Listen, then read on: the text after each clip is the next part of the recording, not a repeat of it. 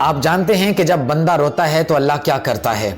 پتے کی بات ہے، خدارہ توجہ سے سنتے جانا اور دل سے سننا فائدہ ہوگا۔ اچھا یار، جب بندے سے اللہ تعالیٰ اس کی کوئی پیاری چیز لیتا ہے نا تو بندہ اس چیز کی جدائی میں روتا ہے، تو اللہ تعالیٰ فرشتوں کو فرماتا ہے، فرشتوں فلاں جگہ پر بیٹھا میرا بندہ رو رہا ہے، جاؤ اسے چپ کرا کے آؤ۔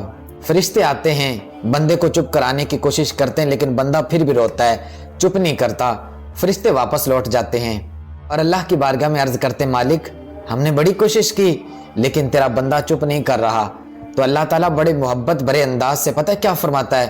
وہ مالک فرماتا ہے کہ اے فرشتوں، میں جانتا ہوں میرا بندہ کیوں رو رہا ہے۔ وہ مالک فرماتا ہے کہ میں نے اس اپنے بندے سے اس کی پیاری چیز کو جدا کیا ہے، اور اب میں اس بندے کو تب تک نوازتا رہوں گا، عطا کرتا رہوں گا جب تک کہ یہ خوش نہ ہو جائے۔ اپنے بندے کو وہ عطا کروں گا جو کہ اس کے وہم و گمان میں نہیں ہوگا۔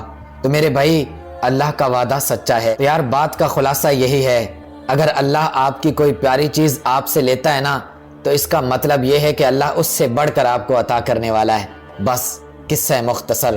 ویڈیو اچھی لگے تو شیئر کر دینا۔